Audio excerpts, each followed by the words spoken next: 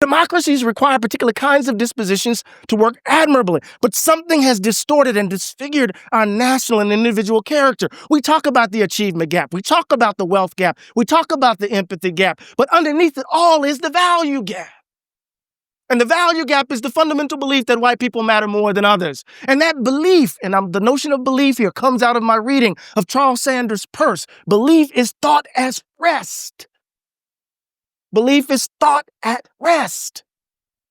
But this belief that white people matter more than others has always constrained the way in which we imagine democracy in this country. Just think about John Adams saying to King George, "We will not be your Negroes." At the very moment he gives voice to an idea of freedom, it's predicated upon an intimate understanding of unfreedom. At the very moment in which we give voice to the principles of liberty, freedom, and equality, we reconcile it with racial slavery, limiting its extension. When we talk about immigration today, we can go back to the first Immigration Naturalization Act of 1790. It had something to do with this being a white nation, limiting the extension of democracy to people. See? At the very moment in which we give voice to democracy is limited and constrained by an assertion that white people matter more. Let's go to the Civil War and radical Reconstruction, a moment of genuine multiracial democracy. What happens in the face of it? We get convict leasing.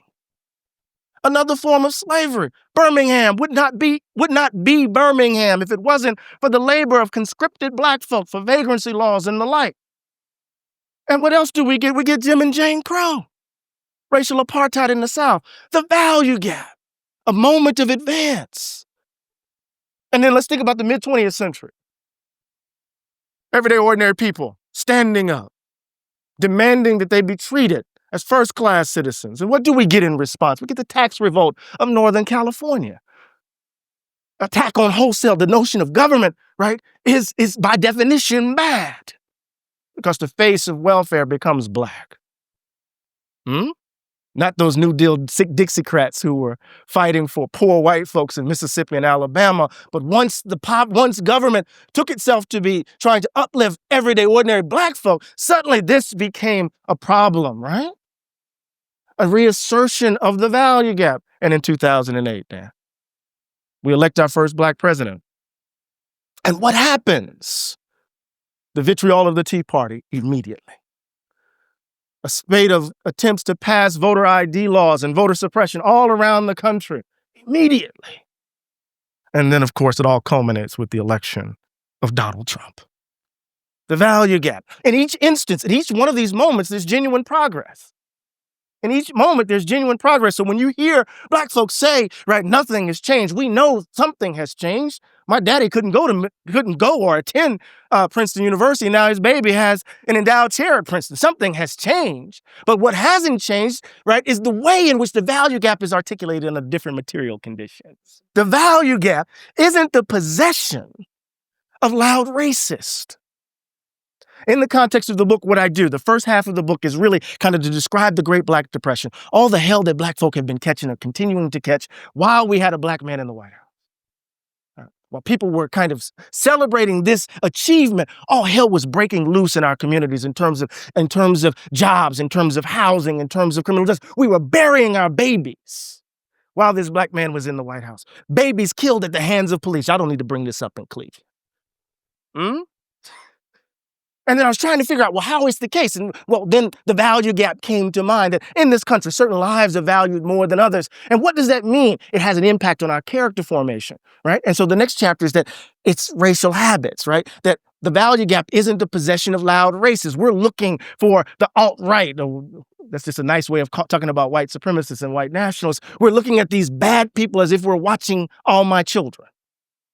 As if it's melodrama where you can identify the bad people. And when in fact, the value gap is, as my colleague Imani Perry says, it's part of a cultural practice of racial inequality.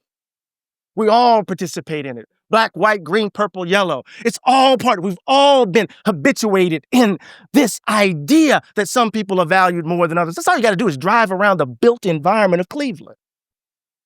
As Clarissa Haywood says, that's all you got to do is drive around Princeton. If you come to Princeton, I'll take you straight down the Witherspoon Street and you'll learn race immediately. Just by moving through space and time. We're habituated into believing in the value gap. And what does Aristotle say is the definition of character? The interpenetration of habit. Our habits impact our dispositions. You see? So the value gap is not just simply about bad people over there and good people over here, and then we can denounce the bad people and then we can feel good about ourselves. In fact, it cuts much deeper than can we all get along. Give you an example really quickly. I believe the planet is getting warmer. This year was the hottest year on record. Last year was the hottest year on record. The year before that was the hottest year on record. I'm not a climate change denier, trust me. But if you look at my house, you look at the car I drive, you look at the light bulbs in my crib. For those of you who don't know what crib is, a house. You look all around my lifestyle, you would think I thought the planet was just fine. We're looking for the big bad racists, but the ways in which the racial inequality, the ways in which it's reproduced has everything to do with our daily choices. I just want my kids to go to the best schools. Social science data has revealed that what that means is we want to know how many black and brown kids go to that school, right?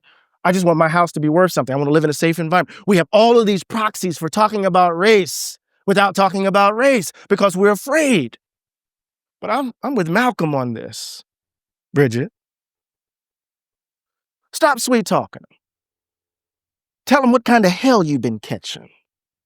And let them know if they're not ready to clean up their house. If they're not ready to clean up their house, they shouldn't have a house. It should catch on fire and burn down. Now that scares the hell out of people. And I'm not talking about burning down anybody's houses. But if we're going to address the value gap, we're going to have to embrace frank speech. We're going to have to be able to speak the suffering into existence. We're going to have to confront the ugliness of who we are as a nation and who we have been. Because if we don't, if we continue not to confront who we are monstrous. Monstrous. So part of what I argue is that we need a revolution of value. Everyday ordinary people, black, white, all of us need to join together and demand a different idea of government, demand a different conception or an idea of black people, which means we have to kill the idea of white people. There's a wonderful line I've been puzzling over in Jimmy Baldwin. He says, I've been loved by a lot of people, and some of them happen to be white. Trying to figure out what he means by that as a moral claim. What does it mean? What does he mean by that? So we're going to have to kill an idea of whiteness in order to liberate us from the shackles of color. This is not an easy universalism. It's something much more profound. And lastly, this revolution of value is going to require, right, that we change what ultimately matters to us. Donald Trump is just simply an exaggerated indication of the rot that lies within all of us. He is a reflection of us. And it's easy to fall into the kind of melodrama of that's the bad guy. Suddenly, deportation is bad. Barack Obama was deporting a lot of people. He was deporter in chief. What does it mean to be committed to this justice work? It doesn't matter what color the person is. You got to be committed to this justice work, right?